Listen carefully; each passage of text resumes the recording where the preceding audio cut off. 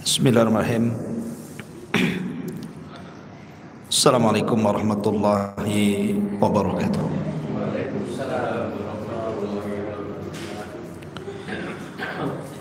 Alhamdulillah, salatu wassalamu ala rasulillah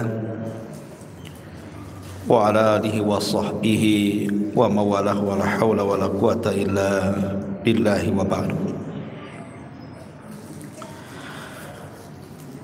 Alhamdulillah, segala puja dan puji hanya milik Allah subhanahu wa ta'ala. Salawat dan juga salam kita hadiahkan kepada Rasul kita Nabi besar Muhammad sallallahu alaihi wasallam. Karena kita masih di permulaan bulan Sya'ban, maka pembahasan di malam hari ini kita akan membahas tentang amalan-amalan yang dianjurkan untuk dilakukan di bulan Sya'ban. Namun sebelum kita menjelaskan tentang amal apa saja yang harus kita lakukan di bulan Sya'ban, sedikit kita akan bercerita sejarah beberapa peristiwa yang terjadi di bulan Sya'ban dulu. Kemudian kita masuk pada amalan-amalan yang dianjurkan dan hal-hal yang dilarang dilakukan di bulan Sya'ban. Ma'asyiral muslimin yang dimuliakan Allah subhanahu wa ta'ala, banyak peristiwa yang terjadi di bulan Sya'ban. Walaupun secara keutamaan bulan Sya'ban itu bukan bulan hurum, karena bulan hurum itu kan sudah jelas dimulai dari Dzulqa'dah, kemudian Dzulhijjah, kemudian bulan Muharram dan bulan Rajab. Sya'ban tidak termasuk.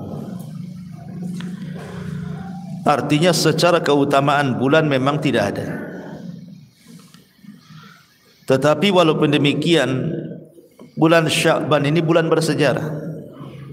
Banyak peristiwa besar yang terjadi di bulan Sya'ban ini. Apa saja peristiwa-peristiwa di bulan Sya'ban? Yang pertama, diwajibkannya puasa Ramadan.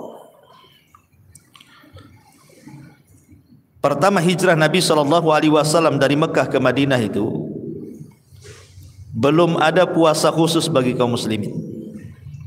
Ketika itu puasanya hanya mengikuti puasanya orang Yahudi, tanggal 10 bulan Muharram. Tetapi tanggal 10 bulan Muharram Rasul puasa bertepatan dengan orang Yahudi bukan berarti Rasul mengikuti puasanya Yahudi, tidak. Tapi Rasul ketika bertanya soal alasan orang Yahudi kenapa berpuasa tanggal 10 Muharram, orang Yahudi beralasan dalam rangka menghormati Nabi Musa. Maka Rasul mengatakan kalau itu alasannya, maka kami lebih menghormati Musa dibandingkan kalian. Maka Rasul berpuasa tanggal 10 Muharram. Tetapi kemudian bertepatan dengan bulan Sya'ban tahun kedua dari hijrah Nabi SAW, turun ayat di mana Allah Subhanahu wa taala memerintahkan Rasul untuk berpuasa selama 1 bulan. Itulah yang disebut dengan Syahrul Ramadan, bulan Ramadan. Sehingga puasa tanggal 10 Muharram yang tadinya wajib dimansuh hukumnya menjadi sunnah karena sudah ada puasa Ramadan. Lah pensyariatan puasa Ramadan itu terjadi di bulan Sya'ban tahun kedua Hijriah. Ini peristiwa pertama. Peristiwa kedua, terjadinya pengalihan kiblat. Kaum muslimin di permulaan salat mereka menghadap Baitul Maqdis, sehingga kemudian Nabi SAW ketika itu merasa risih karena kiblatnya kaum muslimin dengan kiblatnya Yahudi sama-sama ke Baitul Maqdis. Maka Nabi SAW selalu melihat ke langit. Mudah-mudahan Allah Subhanahu wa taala menurunkan perintah pengalian kiblat sehingga tidak sama antara kiblat kaum muslimin dengan kiblatnya orang-orang Yahudi. Maka turun ayat Al-Baqarah 144. Qad nara taqalluba wajhika fis sama' falanwalliyannaka qiblatan tardaha fawalli wajhaka syatral masjidil haram. Kami melihat, kata Allah, wajahmu yang terus menatap ke langit.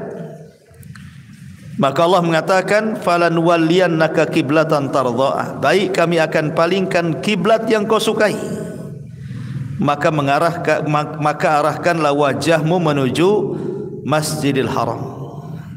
Maka pengalian kiblat itu terjadi juga di bulan Sya'ban. Dan ini peristiwa yang luar biasa. Akhirnya kaum muslimin punya kiblat sendiri menuju Baitullah Al-Haram. Ini peristiwa yang kedua. Kemudian peristiwa yang ketiga yang terjadi di bulan Sya'ban juga adalah,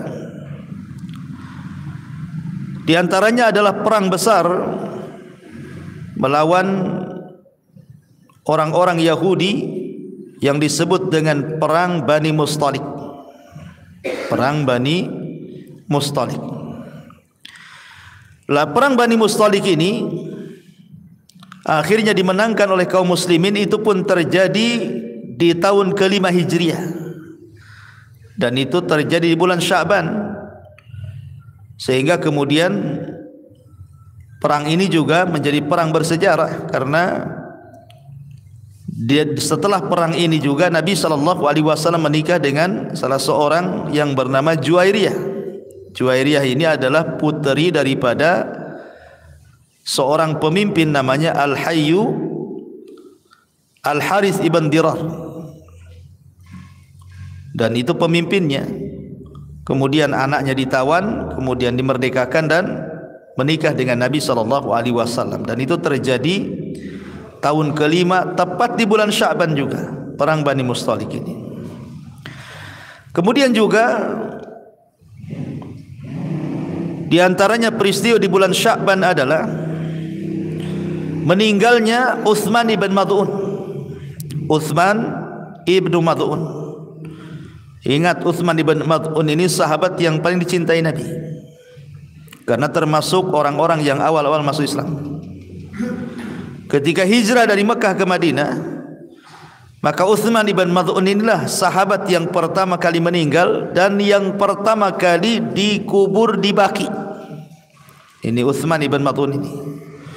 Ini pun terjadi di bulan Sya'ban. Kemudian juga di antara kelahiran para sahabat yang mulia, lahirnya Abdullah ibn Zubair. Abdullah ibn Zubair, putra daripada Zubair ibn Awwam, ibundanya Asma bintu Abi Bakar. Dan dia adalah orang pertama dari kalangan muhajirin yang lahir pasca hijrah. Abdullah ibn Zubair ini orang yang pertama lahir setelah hijrahnya Rasul dari Mekah ke Madinah. Maka Asma ketika itu mengandung dan melahirkan Abdullah ibn Zubair tepat di bulan Sya'ban juga. Kemudian juga lahirnya Husain ibn Ali, cucu Nabi SAW. Husain ibnu Ali itu juga terjadi di bulan Sya'ban tahun ke-4 setelah hijrahnya Nabi SAW. Kemudian juga beberapa sariyah. Sariyah ini artinya pasukan yang dikirim Nabi SAW, tapi Rasul tidak terlibat dalam pasukan itu. Di antaranya Sariyah Fadak yang ketika itu dipimpin Ali radhiyallahu an, terjadi pada tahun ke-6 Hijriah, juga terjadi di bulan Sya'ban. Kemudian Sariyah Daumatu Jandal. Sariyah Daumatu Jandal Itu pun terjadi pada tahun ke-6, terjadi di bulan Sya'ban. Pemimpinnya Abdurrahman ibn Auf. Kemudian juga Sariyah Umar bin Khattab radhiyallahu an. Itu pun terjadi bulan Sya'ban tahun ke-7 setelah hijrah. Kemudian Sariyah Abi Qatadah juga pada tahun ke-8 Hijriah, terjadi di bulan Sya'ban, termasuk perang Al-Jisr. Perang Al-Jisr ini tahun 13 Hijriah, 23 Sya'ban. Dan banyak lagi. Adapun para ulama, peristiwa di bulan Sya'ban, Ibnu Katsir wafat itu di bulan Sya'ban. Al-Imam Ibnu Katsir ma'ruf, pengarang kitab Tafsirul Azim Ibnu Katsir, itu wafat pada tahun ke-774 dan bulannya adalah bulan Sya'ban. Kemudian juga Al-Imam Imam Ibnu Hazm, seorang ulama Zahiri, itu pun meninggal di bulan Sya'ban, di akhir-akhir bulan Sya'ban tahun 456 Hijriah.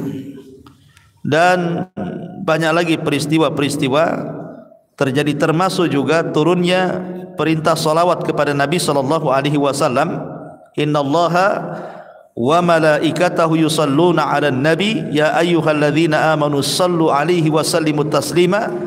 Ini pun ayat ini turun di bulan Sya'ban, memperbanyak salawat kepada Nabi sallallahu alaihi wasallam. Itu secara sejarah.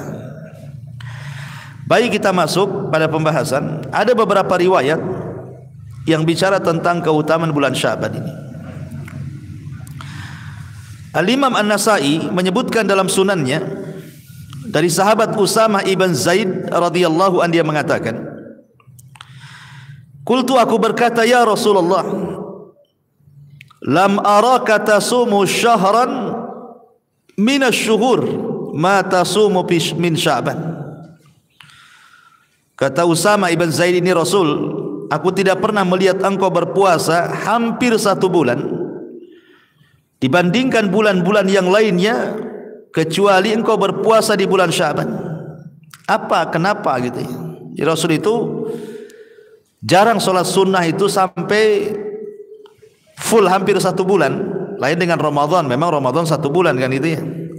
Maksudnya puasa sunnah, Rasul tidak pernah memperbanyak puasa sunnah itu hampir 1 bulan, kecuali bulan Sya'ban. Jadi Usamah bin Zaid ini bertanya alasannya, kenapa gitu ya? Maka Nabi SAW menjawab, "Dzalika syahrun yaghfulun nasu anhu bainar Rajab war Ramadan." Karena bulan Sya'ban adalah bulan yang manusia lalai. Manusia melalaikannya karena dia jatuh setelah Rajab dan jatuh setelah Rajab dan Ramadan. Jadi dia tengah-tengahnya. Dia bulan yang jatuh tengah-tengah antara bulan Rajab dan bulan Ramadan. Wa huwa syahrun turfa'u fihi al-a'mal ila rabbil alamin. Dan bulan Rajab adalah bulan diangkatnya amal-amal menuju Allah Rabb semesta alam. Fa uhibbu an yurfa amali wa ana shaim. Dan saya suka kalau seandainya amalanku diangkat sementara aku sedang berpuasa. Di sini ada 3 poin dalam hadis Usamah bin Zaid. Poin yang pertama, Nabi SAW ketika ditanya kenapa dia memperbanyak puasa di bulan Sya'ban, karena Sya'ban adalah bulan yang dilalaikan manusia. Bulan yang dilalaikan manusia. Kenapa dilalaikan manusia? Karena Sya'ban itu terjepit di antara 2 bulan mulia. Rajab itu bulan mulia karena termasuk Ashhurul Hurum. Ramadan itu lebih mulia lagi karena dia pemimpin bulan-bulan. Sya'ban ini tidak punya keutamaan. Dia terjepit di antara 2 bulan mulia. Sehingga karena orang lebih memperhatikan bulan Rajab, kemudian juga perhatiannya ke Ramadan, Sya'ban ini dilupakan. Sya'ban saja, sebentar lagi kan Ramadan, itu maksudnya. Sehingga kita lihat banyak di bulan Sya'ban itu kebanyakan manusia tidak memperbanyak ibadah. Padahal walaupun demikian kita dianjurkan banyak ibadah.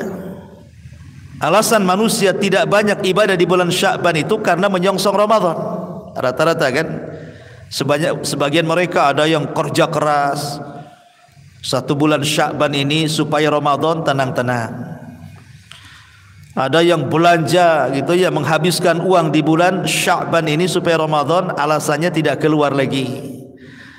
Banyak perkara-perkara yang manusia dilupakan gitu ya. Alasannya menyongsong Ramadan, tetapi malah kemudian meremehkan amalan-amalan di bulan Sya'ban. Makanya kenapa Rasul mengatakan Sya'ban ini terkadang bulan yang dilalaikan manusia, karena terjepit di antara 2 bulan mulia. Padahal dalam kaidah para ulama bahwa mengamalkan sesuatu di waktu yang manusia melalaikannya berarti amalan itu memiliki pahala besar. Kalau seandainya antum melakukan amalan soleh di waktu yang manusia melalaikannya, maka amal soleh yang antum lakukan itu lebih besar pahalanya. Contoh, umpamanya waktu duha,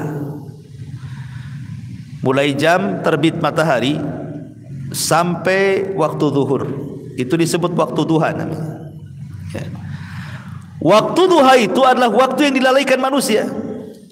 Kenapa waktu duha dari terbit matahari sampai zuhur itu disebut waktu yang dilalaikan manusia? Karena itu waktu-waktu di mana manusia sibuk mencari dunia. Yang kantor ke kantor, yang pasar ke pasar, yang ke ladang ke ladang, yang kerja di jalan di jalan. Pokoknya mulai terbit matahari sampai zuhur itu orang sibuk-sibuknya kerja tuh. Lalai untuk ibadah kan. Tiba-tiba di saat manusia sedang sibuk bekerja, antum pula keluar dari kesibukan dunia, kemudian solat duha. Berarti solat duha itu solat yang paling istimewa. Kenapa? Karena dilakukan di saat manusia lalai. Antum keluar dari kelalaian itu. Maka sama dengan Sya'ban juga. Kalau Sya'ban ini orang lalai dengan bulan Sya'ban karena memikirkan menyongsong Ramadan, sibuk mengumpulkan dunia. Tiba-tiba antum kemudian keluar dari kesibukan itu, antum pikir justru ini bulan kesempatan untuk beramal soleh menyongsong Ramadan, bukan mencari dunia. Maka amalan yang antum lakukan di bulan Sya'ban ini lebih istimewa. Karena apa? Karena dilakukan di saat lalainya manusia. Ini satu perkara. Perkara yang kedua, bahwa amalan yang dilakukan saat lalai manusia itu menunjukkan keikhlasan. Menunjukkan keikhlasan. Seperti yang saya contohkan tadi, orang ketika sibuk bekerja, tiba-tiba antum keluar dari kesibukan orang, tiba-tiba sholat. Itu tidak bisa dilakukan kecuali orang ikhlas. Tidak bisa dilakukan kecuali orang ikhlas, ikhwan. Coba orang sibuk bekerja di pasar, di kantor, di ladang, di jalan, tiba-tiba antum nyempatkan dirilah waktu di tengah-tengah kerja itu, anta datang antum di pasar itu pas jam 9, jam 10, nyempatkan sebentar ke sini, kemudian sholat duha, kemudian balik lagi. Itu tidak bisa dilakukan kecuali orang ikhlas, ikhwan. Ya, sebab kalau tidak ikhlas kan mikir, ini ke masjid ini jauh juga, nanti banyak yang beli, macam mana dagangan, macam-macam kan berpikirnya kan. Nah, sehingga orang yang melakukan hal-hal yang waktu-waktu dilalaikan manusia itu menunjukkan keikhlasan dia. Ini poin yang kedua. Poin yang ketiga, bahwa ketika kita keluar dari kelalaian manusia, itu menunjukkan apa? Kita memiliki amalan yang tersembunyi antara kita dengan Allah. Karena di waktu manusia sedang mengejar dunia lalai dengan ibadah itu, manusia tidak memperhatikan orang. Karena mereka sibuk sendiri-sendiri kan. Yang kerja di ladang sibuk dengan ladangnya, yang kerja di kantor sibuk dengan kantornya, yang di pasar ya sibuk dengan pasarnya, tidak mungkin memperhatikan orang. Sehingga kalau dia keluar dari kelalaian orang itu, hakikatnya dia sedang melakukan amalan yang bersendirian antara dia dengan Allah Subhanahu wa taala, dan itu amalan yang luar biasa.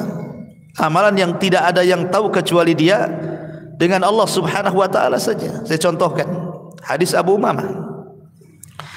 Ketika Nabi sallallahu alaihi wasallam tergerak untuk datang ke masjid di luar waktu salat, ketika waktu duha, kan orang lagi sibuk tuh di masjid, nggak ada orang. Nabi datang ke masjid. Tentu yang menggerakkan Allah untuk Rasul itu datang ke masjid. Rupanya dalam masjid itu ada seorang laki-laki, namanya Abu Umamah.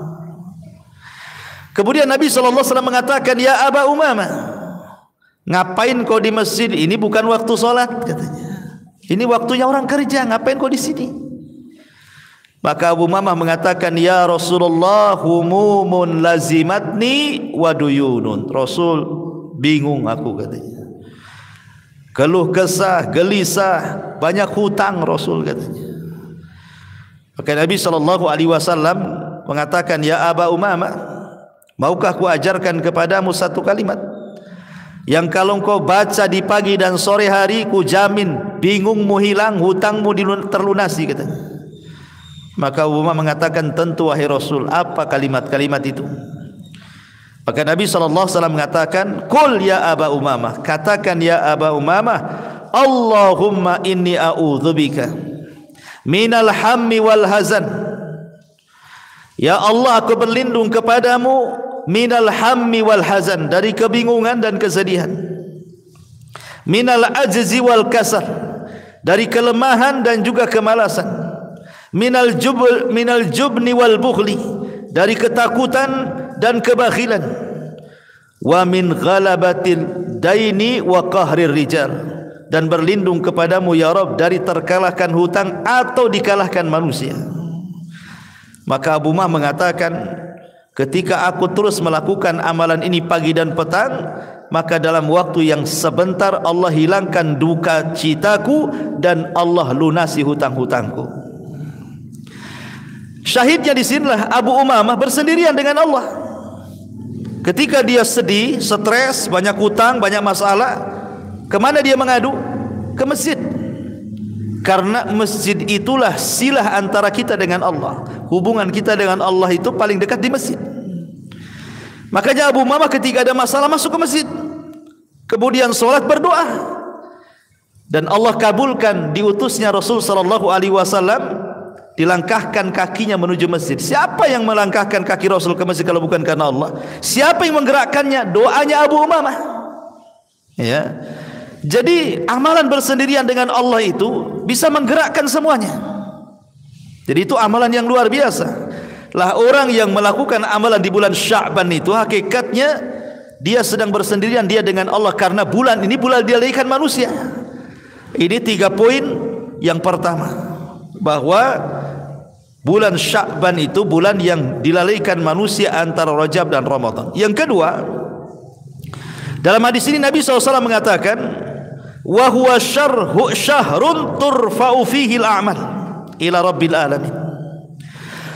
Bulan Sya'ban itu adalah bulan diangkatnya amal-amalan menuju Rabbul Alamin, Allah Subhanahu wa taala.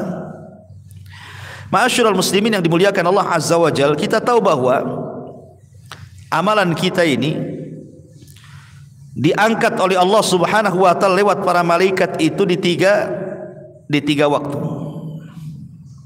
Di 3 waktu. Maksudnya ada yang sifatnya harian, ada yang sifatnya pekanan, mingguan, ada yang sifatnya tahunan.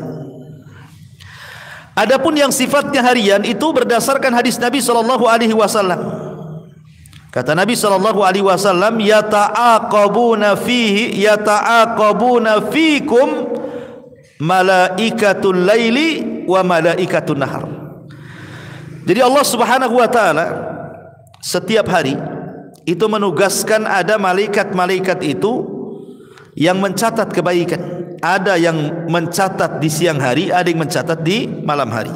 Malaikat ini tugasnya mencatat kebaikan saja. Dia tidak mencatat keburukan. Karena sudah ada Raqib dan Atid. Kalau Raqib dan Atid kan semua dicatat dia. Tapi malaikat-malaikat ini dia tidak mencatat kecuali kebaikan. Kebaikan yang dilakukan hamba Allah di malam hari dan kebaikan yang dilakukan hamba Allah di malam hari. Jadi ada 2 sip malaikat.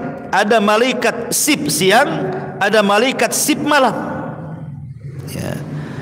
Makanya Rasul mengatakan malaikatul bil laili wa malaikatu bin nahar. Ada malaikat yang ditugas di malam hari, ada malaikat yang bertugas di siang hari. Jadi ada sip-sipan malaikat ini.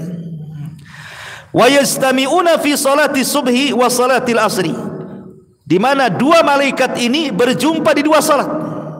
Pertama salat asar, yang kedua salat subuh.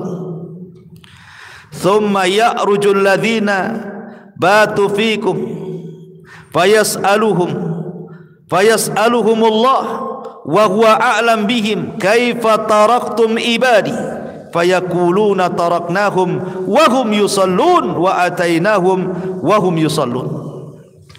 Lah ketika malaikat ini berjumpa di dua waktu ini, jadi malaikat malam mulai dari asar sudah mencatat amal kita ini, apa saja setelah asar amalan-amalan kita itu. Kemudian habis maghrib apa saja yang kita lakukan. Kemudian habis isya apa saja kita lakukan. Kemudian sebelum tidur apa saja yang kita lakukan. Terus sampai ketika bangun tidur, apa yang dilakukan dari kebaikan terus dipantau malaikat ini dan dicatat sampai waktu subuh. Lah ketika datang waktu subuh, manusia sudah sholat subuh, sedang sholat subuh, terhentilah catatan malaikat malam ini untuk ganti sip. Ya. Jadi setelah malaikat malam mencatat kebaikan kita itu, maka mereka di waktu manusia sedang sholat subuh, mereka naik.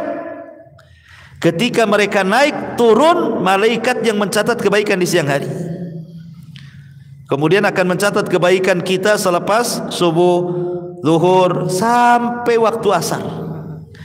Nanti di waktu asar nih, malaikat yang mencatat kebaikan di siang hari, di saat manusia sedang sholat, maka malaikat naik. Di waktu yang sama, malaikat yang mencatat kebaikan di malam hari turun. Begitu setiap harinya. Pertemuannya di waktu subuh dan asar. Lah setiap malaikat nih yang sudah mencatat kebaikan-kebaikan hamba-hamba ini, baik siang ataupun malam, langsung menghadap Allah. Maka Allah Subhanahu wa taala bertanya, "Ma taraktum ibadi?" Sedang apa kau tinggalkan hamba-hambaku? Maka malaikat-malaikat, pada Allah sudah tahu. Tentu Allah bertanya seperti itu, bukan berarti Allah jahil, tidak. Allah tahu. Tetapi Allah Subhanahu wa taala hanya ingin menanya saja, padahal dia sudah tahu. Maka para malaikat ini mengatakan, taraknahum wa hum yusallun wa atainahum wa hum yusallun. Kami tinggalkan mereka sedang solat dan kami datang mereka sedang solat. Maksudnya kami tinggalkan mereka sedang solat subuh dan kami datang mereka sedang solat asar. Jadi dua solat itulah pertemuannya. Ini namanya amalan harian. Setiap hari amalan kita diangkat, waktu asar dan subuh. Makanya kenapa dua waktu solat ini istimewa. Rasulullah SAW sampai mengatakan, man hafadhu ala baradaini dakhalal jannah. Siapa yang menjaga dua waktu solat ini dijamin masuk surga. Maksudnya subuh dan asar. Dan sebagian ulama mengatakan subuh dan asar itu disebut dengan solat wusta, yang Allah katakan hafidhu ala salawati was salatil wusta. Jaga oleh kalian dua solat wusta. Solat wusta itu maksudnya solat asar ataupun solat subuh. Walaupun khilaf mana sebenarnya yang dimaksud solat wusta, asarkah subuhkah? Ada yang mengatakan asar, ada yang mengatakan subuh. Bagi yang mengatakan asar solat wusta berdasarkan nas. Ketika Nabi perang Khandaq, Rasul sampai tidak sempat solat asar kecuali waktu maghrib. Rasul marah dan mengatakan, semoga Allah memenuhi kuburan-kuburan orang-orang musyrik itu karena mereka mengakhirkan solat wusta pada waktunya. Lah ketika itu Rasul mengakhirkan solat asar. Berarti berdasarkan nas bahwa solat wusta itu solat asar. Bagi yang mengatakan bahwa solat wusta itu solat subuh, karena solat subuh itu solat pertengahan, dia tidak ada gandengannya. Zuhur ada gandengannya dengan asar, maghrib ada gandengannya dengan isya, subuh tidak ada. Makanya dia satu-satunya solat yang tidak bisa dijamak.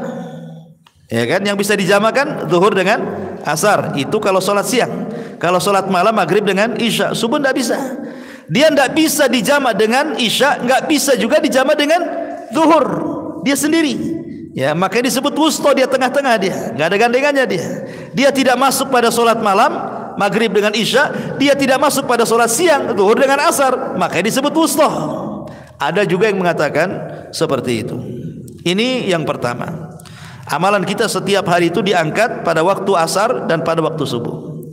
Yang kedua, yang sifatnya mingguan atau pekanan berdasarkan hadis yang dikeluarkan Imam Muslim dari Abi Hurairah radhiyallahu anhu. Nabi SAW mengatakan tuftahu abwabul jannati yaumal itsnaini wa yaumal khamis. Allah Subhanahu wa taala membuka pintu-pintu surga di hari Senin dan di hari Kamis. Fayughfar likulli 'abdin la yusyrik billahi syai'an illa rajulan kanat bainahu wa baina akhihi syahna. Maka akan diampuni pada tiap-tiap hamba yang tidak menyekutukan Allah sedikit pun, kecuali seseorang yang punya masalah dengan saudaranya, bertengkar dengan saudaranya, maka tidak akan diangkat amalannya. Jadi yang sifatnya pekanan, amalan kita diangkat setiap Senin dan Kamis. Makanya di situ ada syariat puasa Senin Kamis, ya. Lah yang sifatnya tahunan, inilah di bulan Sya'ban. Di bulan Sya'ban sifatnya tahunan. Allah angkat amalan kita setiap setahun sekali di bulan Sya'ban.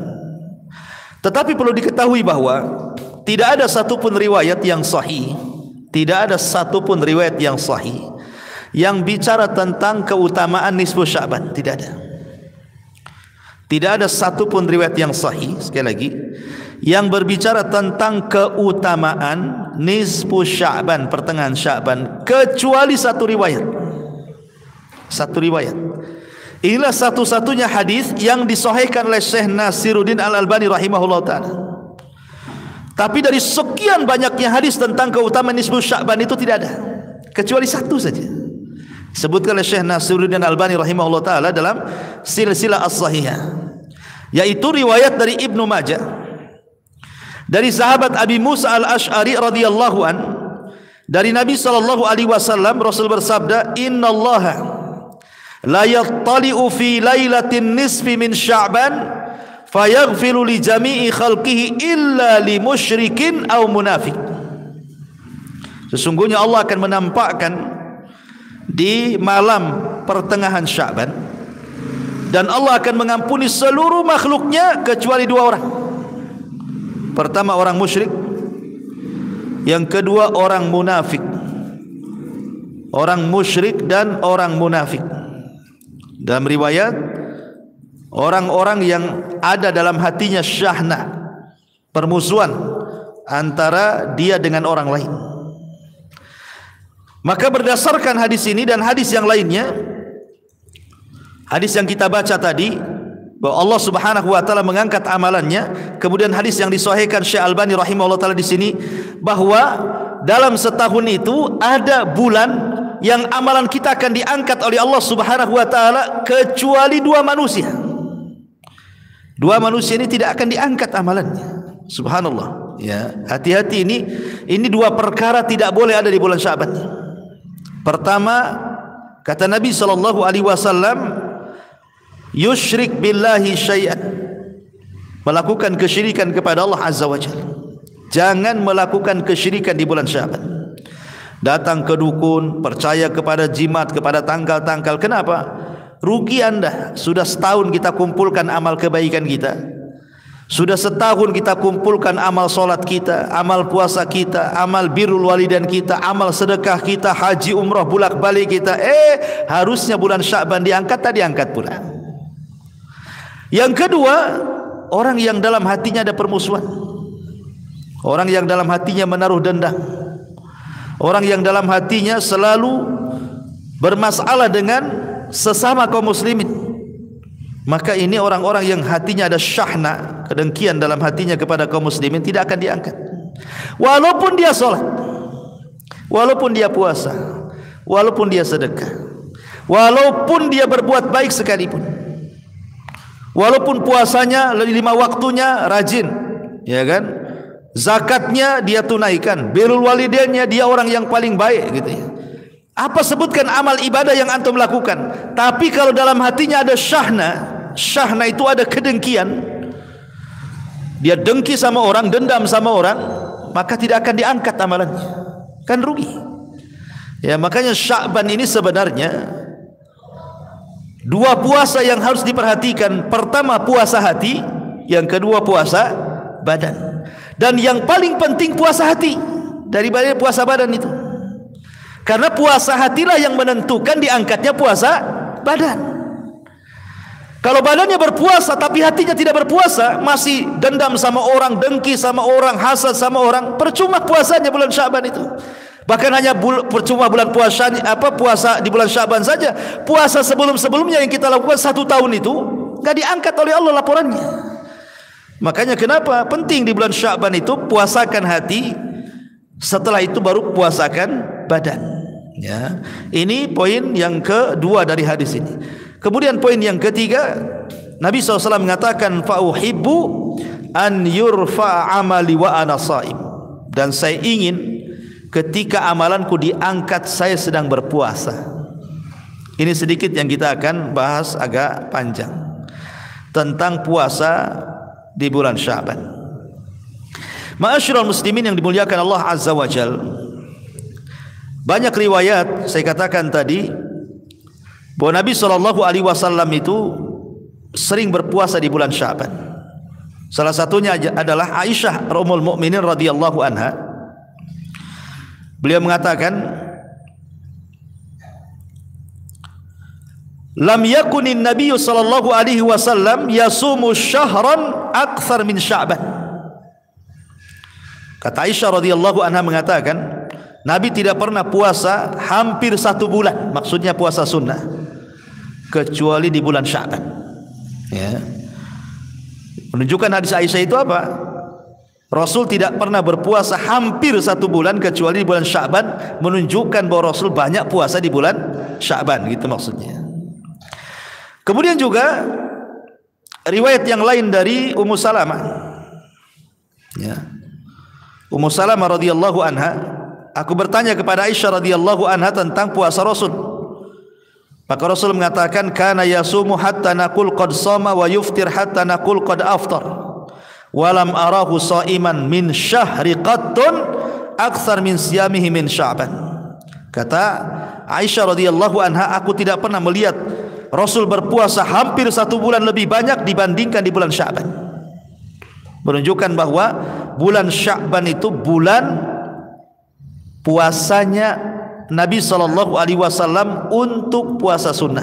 Kalau Ramadan kan puasa wajib, ya 1 bulan. Kalau Sya'ban ini dikhususkan Rasul untuk puasa sunnah saja. Pertanyaan, kenapa Nabi SAW membedakan bulan-bulan yang lainnya dengan puasa sunnah dengan bulan Sya'ban? Sampai hampir 1 bulan itu Rasul puasa, mulai tanggal 1 sampai hampir selesai Sya'ban itu Rasul berpuasa. Tentu ya dibedakan antara puasa Sya'ban dengan puasa Ramadan. Kalau puasa Ramadan kan full 1 bulan, baik bulannya 29 hari atau bulannya 30 hari digenapkan, tetap Ramadan itu 1 bulan. Tetapi Sya'ban itu tidak sama dengan Ramadan, tidak boleh 1 bulan. Karena sebelumnya Nabi mengatakan, kalian tidak boleh puasa 1 hari atau 2 hari sebelum Ramadan, kan gitu ya. Kalian tidak boleh berpuasa 1 hari atau 2 hari sebelum Ramadan, kata Rasul. Kenapa? Karena 1 hari atau 2 hari sebelum Ramadan dinyatakan sebagai hari yang diragukan. Karena itu sudah mendekati melihat hilal, tidak boleh. Artinya kalaupun puasa Sya'ban itu diperbanyak, jangan sampai full 1 bulan, gitu maksudnya. Mungkin berhenti di tanggal 27. Ya, berhenti di tanggal 27 Sya'ban. Ya, karena tanggal 28, 29 ini lihat-lihat bulan orang kan, sudah mau melihat bulan, dikhawatirkan kita sedang sholat sunnah tahu-tahu masuk Ramadan. Ya, makanya dilarang. Artinya tidak boleh sama. Tetap kalau Ramadan 1 bulan, kalau Sya'ban itu di bawah Ramadan, gitu maksudnya ya. Tapi kenapa alasannya Rasul sampai puasa sunnah setiap hari gitu ya di bulan Sya'ban itu? Walaupun ada sebagian ulama mengatakan maksudnya Rasul memperbanyak puasa di bulan Sya'ban itu maksudnya puasa-puasa sunnah yang sudah ada, seperti Senin Kamis, puasa Daud, puasa Ayyamul Bid, gitu maksudnya gitu ya. Tapi ada juga yang mengatakan tidak, ya puasa sunnah dari mulai tanggal 1 Sya'ban sampai tanggal 27 Sya'ban, gitu maksudnya ya. Jangan lewat 1 atau 2 hari sebelum Ramadan gitu. Ini alasannya. Pertama, alasannya karena Nabi SAW itu suka safar. Rasul itu suka safar di luar Sya'ban, sehingga ketika safar itu Nabi terbiasa puasa Kalau lagi mukim terbiasa puasa 3 hari dalam sebulan yang disebut dengan Ayyamul Bid. Tapi ketika safar Rasul tinggalkan.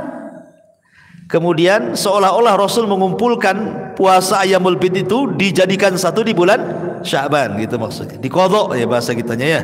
Jadi karena ketika safar dia tinggalkan puasa 3 hari dalam sebulan itulah dikumpul-kumpul-kumpul, akhirnya diqadha di bulan Sya'ban.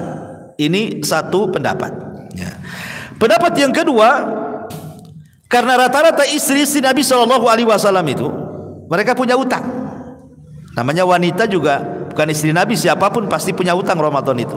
Tak mungkin tak punya utang karena haid wanita itu pasti punya utang. Ya, tergantung hutangnya berapa lama haid. Lah istri si Nabi SAW itu kalau mereka punya utang, terkadang mereka itu mengqadhanya di bulan Sya'ban, sehingga Nabi SAW menemani mereka puasa. Ya, karena istri-istrinya puasa, Rasul ikut puasa. Saya paham ya. Jadi ada yang mengatakan seperti itu. Jadi Rasul memperbanyak puasa di bulan Sya'ban itu karena mengikuti puasa istri-istrinya. Ini satu pendapat. Pendapat yang kedua ada yang mengatakan seperti itu. Pendapat yang ketiga, dan inilah pendapat yang paling rajih wallahu alam. Ya, maksudnya pendapat inilah yang lebih banyak dipilih para ulama, karena bulan Sya'ban itu bulan yang dilalaikan manusia, yang sudah saya jelaskan tadi. Karena bulan Sya'ban itu bulan yang dilalaikan manusia, karena dianggapnya bukan bulan mulia, lewat begitu saja, entar lagi Ramadan kok, gitu ya.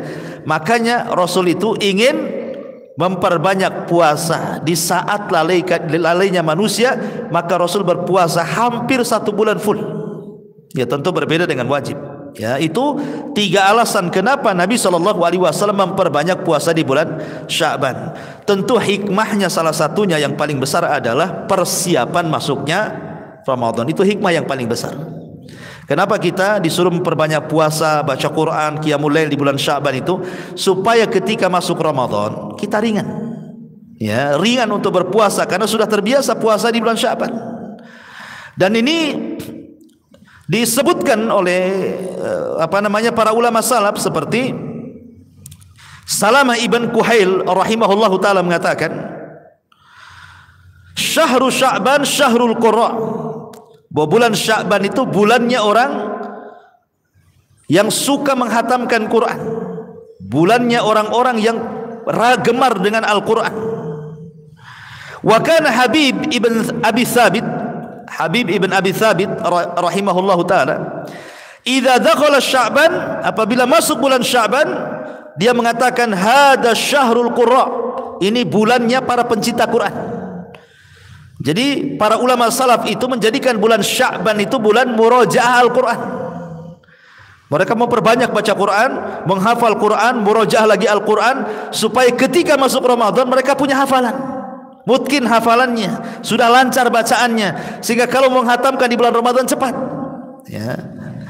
Juga dikatakan oleh Amr ibn Qais Al-Mala'i rahimahullahu taala, idza dakhala Sya'ban aghlaq hanutahu wa tafarraga li qiraatil Quran. Apabila bulan Sya'ban datang, maka Amr ibn Qais ini dia tutup pintunya, dia tidak menerima tamu, dia habiskan untuk membaca Al-Quran. Dan ulama mengatakan Rajab adalah syahru zar'in, wa Sya'ban syahru syakin, wa Ramadan syahru hisadin. Dan ini sudah saya jelaskan bahwa bulan Rajab bulan menanam, Sya'ban itu bulan pengairan, dan juga Ramadan bulan memetik. Artinya Sya'ban ini justru bulan pemupukan ibadah, karena dia bulan nyiram, kata ulama kan. Apa fungsi nyiram itu? Ya mupuk. Ya. Jadi ibadah-ibadah yang sebelum Sya'ban kita lakukan, seperti bulan Rajab kita melakukan puasa, baca Quran, apa saja itu dipupuk di bulan Sya'ban ini. Jangan sampai ditinggalkan yang sudah biasa dilakukan itu, jangan sampai ditinggalkan di bulan Sya'ban. Dipupuk terus gitu ya, supaya ketika Ramadan, disitulah orang dapat hasilnya. Jadi terbiasa puasanya, terbiasa baca Qurannya, terbiasa zikirnya, terbiasa, dan begitu seterusnya. Itu diantara faedah kenapa Nabi SAW memperbanyak puasa di bulan Sya'ban ini. Tapi ma'asyiral muslimin, tidak ada ibadah satupun yang khusus di pertengahan Sya'ban ya, enggak ada. Ingat, karena ada sebagian masyarakat yang mengkhususkan nisfu Sya'ban, tidak ada. Karena tidak ada riwayatnya masalahnya. Semua riwayatnya lemah masalahnya. Tidak ada yang sahih tentang keutamaan nisfu Sya'ban itu kecuali satu hadis tadi saja. Hadis tentang Allah menampakkan kepada hamba-hambanya mengampuni semua makhluk-makhluknya kecuali orang musyrik dan munafik, dan riwayat kecuali orang musyrik dan orang yang menaruh dendam. Ya, tetapi Abdullah ibn Mubarak ketika ditanya tentang nisfu Sya'ban, apakah nisfu Sya'ban itu Allah turun ke langit dunia? Kata Abdullah ibn Mubarak, Allah turunlah bukan nisfu Sya'ban saja, setiap malam Allah turun katanya. Karena riwayatnya apa? Yanzilu Rabbuna ila sama'i dunya fi kulli thuluthil lailil akhir wa dzalika kulla lailatin. Sepertiga malam akhir itu Allah turun setiap malam, bukan ketika nisfu Sya'ban saja. Setiap malam Allah turun pada sepertiga malam akhir dan mengatakan, siapa yang berdoa ku kabulkan, siapa yang minta ku kasih, siapa yang meminta ampun ku ampuni dosa-dosanya. Itu setiap malam, tidak harus menunggu nisfu Sya'ban maksudnya. Ya, jadi intinya bahwa riwayat-riwayat tentang nisfu Sya'ban itu tidak ada yang sahih kecuali satu hadis ini saja. Termasuk juga hadis tentang larangan berpuasa setelah pertengahan Sya'ban. Kan ada hadis yang mengatakan dalam hadis Nabi SAW, idzan tasafa Sya'ban fala tasumu hatta yakuna Ramadan. Apabila sudah sampai di pertengahan Sya'ban jangan kalian puasa. Artinya puasa itu sebelum pertengahan Sya'ban. Tapi kalau sudah di atas pertengahan Sya'ban dilarang puasa. Hadis ini batil. Hadis ini tidak benar. Jadi kita boleh puasa. Buktinya Rasul mengatakan kalian boleh berpuasa asal jangan 1 hari atau 2 hari sebelum Ramadan. Menunjukkan bahwa sebelumnya boleh puasa. Ya kan? Sebelumnya boleh puasa. Kemudian Rasul mengatakan, saya ingin memperbanyak puasa supaya ketika amalanku diangkat aku sedang berpuasa. Nah, berarti hadis tentang masalah larangan tidak boleh puasa setelah pertengahan Sya'ban, hadis ini lemah. Ya, hadis ini tidak bisa dijadikan hujjah oleh para ulama. Taib. Lalu apa saja secara umum amalan-amalan yang dianjurkan di bulan Sya'ban itu? Apa yang harus kita lakukan selama Sya'ban ini lewat dari kita ini? Yang pertama, kata ulama, ihris an tataqaddam ala amalin tayyibin. Fa inna Allaha tayyibun la yaqbalu illa tayyibah. Berusahalah kita untuk mencari amal-amal yang baik, karena Allah itu zat yang maha baik, tidak menerima kecuali yang baik-baik. Silakan beramal, ya, tetapi cari yang baik-baik. Seperti mamanya seseorang mencari nafkah untuk keluarga, cari yang baik-baik. Beri istri dan anak kita itu dari makanan yang halal, karena Allah maha baik, tidak menerima kecuali yang baik-baik. Supaya amalan kita ini mencari nafkah selama setahun untuk keluarga kita, di bulan Sya'ban ini diangkat oleh Allah Azza wa Jalla. Ini yang pertama. Yang kedua, iqran amalaka bil ikhlas. Usahakan di bulan Sya'ban ini berusaha untuk ikhlas. Ikhlas karena Allah Subhanahu wa taala. Jangan sampai kemudian seseorang beramal itu karena riya. Ya, orang karena terbiasa beramal, riya itu sulit ditinggalkan biasanya. Mau sedekah maunya ya diumumkan namanya gitu ya. Tolonglah kasihlah itu nama saya, itu cantumkanlah di situ katanya. Atau kasih di grup kalau bisa disebar, jadi makin tahu siapa saya. Wah, ini repot ya kan. Jadi kalau bisa ikhlaskan apa saja, karena ini hari diangkatnya amal. Kemudian yang nomor 3, perbanyaklah amalan-amalan yang bersendirian antara kita dengan Allah. Mumpung di bulan Sya'ban ini bulan diangkatnya amal, maka terbiasakan beramal yang tidak ada yang tahu kecuali kita dengan Allah Subhanahu wa taala. Kemudian yang keempat, ihdar asyahna. Hindari perpecahan, dendam, hasad, permusuhan, dengki dengan manusia. Karena ini amalan yang bisa amalan kita tidak diangkat oleh Allah Azza wa Jalla. Kemudian yang ke-5, dawamu alal amali as-salihati. Berusaha istiqamah untuk melakukan amal saleh. Dan sebaik-baik amal itu yang istiqamah walaupun sedikit. Ya, walaupun sedikit. Pamannya setiap harilah, ini bulan Sya'ban, tak habis salat. Kan sekarang sudah ada handphone, ikhwan. Sekarang enggak ada alasan baik laki-laki ataupun wanita tidak baca handphone. Umpamanya perempuan mengatakan, saya lagi haid Ustaz, kan tidak boleh pegang mushaf. Betul, kita katakan wanita tidak boleh pegang mushaf, tapi wanita tidak dilarang pegang handphone. Ingat ya, wanita memang dilarang pegang mushaf, tetapi wanita tidak dilarang pegang handphone, sehingga tidak ada alasan untuk tidak baca Quran. Kan di handphone ada aplikasi Quran, kita bisa buka kan. Ketika kita menyentuh, umpamanya ini handphone nih, ada aplikasi Quran, kemudian kita sentuh seperti ini, apa kita sedang menyentuh mushaf? Tidak, kita sedang menyentuh kaca handphone. Ya, beda kalau mushaf cetakan. Kalau mushaf cetakan, wanita haid mengambil kemudian disentuh, dia sedang menyentuh mushaf, nggak boleh. Ya, nggak boleh menyentuh mushaf tuh. Tapi kalau menyentuh handphone nggak ada larangan, karena handphone ini bukan mushaf.